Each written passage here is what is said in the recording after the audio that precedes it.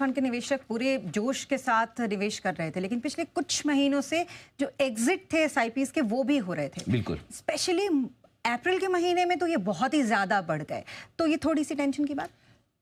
हाँ, थोड़े इन्वेस्टर्स हैं जो एसआईपी रोक रहे हैं। और अप्रैल के महीने में एसआईपी स्टॉपेज रेशियो होता है। स्टॉपेज रेशियो का मतलब कि कितनी नई एसआईपी खुली है उसके सामने कितनी एसआईपी बंद हुई है। सो सपोज 100 एसआईपी नहीं खुली और उसके सामने 400 बंद हुई, तो एसआईपी स्टॉपेज रेशियो आपका ज़्यादा हो जाएगा, ज़्यादा हो गया 300%। ये 300% पर पहुंच चुका है। हुआ कैसे, देखिए पूरे अप्रैल के महीने में अभी हमने जैसा बताया 46 लाख नई एसआईपी खुली है, 46 लाख, ठीक है। लेकिन सामने सामने 1,36,00,000 एसआईपी बंद हुई है। अब 1,36,00,000 बंद हुई तो दो वजह से बंद होती है। या तो आपने एसआईपी 1 साल, 3 साल, 5 साल, 2 साल, जो भी पीरियड आपने डिसाइड किया था उस पीरियड के लिए आपने एसआईपी शुरू की हो। आप इंस्ट्रक्शन देते हैं कि मेरा एसआईपी इतने समय तक चलता रहेगा, आपके डायरेक्ट डेबिट हो जाता है एक तरह से, वो वाली सारी फैसिलिटी है, राइट।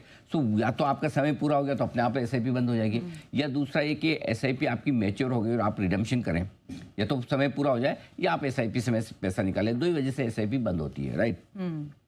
हुआ कैसे, देखिए जनवरी के महीने में स्टॉपेज रेशियो 109% था, फरवरी में 122, मार्च में 128 और अब लगभग 300%, 297%। तो काफ़ी, इसमें कोई डाउट नहीं कि अप्रैल के महीने में एसआईपी काफ़ी बंद भी हुई है।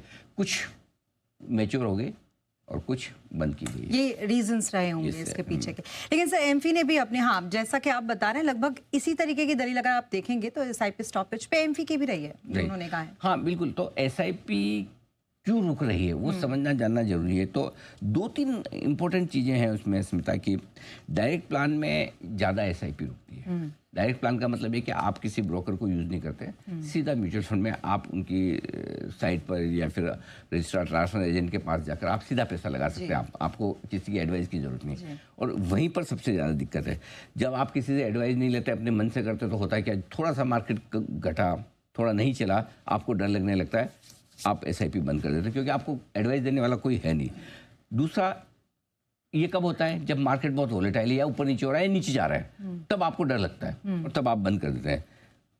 लगता है कि और नीचे जाएगा, नुकसान हो जाएगा, और फिर जब आप देखते सुनते तो आपको लगता है कि यार माहौल बड़ा ख़राब है, युद्ध होने वाला है, टेरिफ वॉर होने वाला है, ये हो गया वो हो गया। तो वो जो डर होता है, इस वजह से कई बार एसआईपी फिर जो इन्वेस्टर्स ज़्यादा अच्छे से समझते नहीं हैं और जिन्हें डर लगता है वो बंद कर देते हैं। तो पहला कारण हुआ है।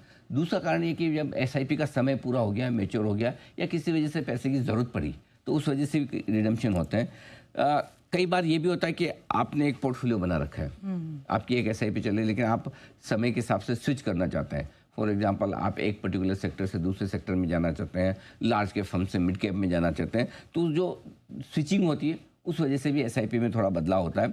और एक जो दिक्कत बड़ी दिख रही थी, वो रजिस्ट्रार एंड ट्रांसफर एजेंट और साथ ही एक्सचेंजेस के बीच में रिकन्सिलेशन का जो प्रोसेस है वो लंबे समय से चल रहा है, अभी तक वो कंप्लीट हुआ नहीं है। इस वजह से भी काफ़ी कुछ एसआईपी रुक गई, वो चाहते हुए भी पैसा लगा नहीं पाए इन्वेस्टर, तो वो एक कारण है। इस वजह से कई सारे अकाउंट बंद भी हुए आज।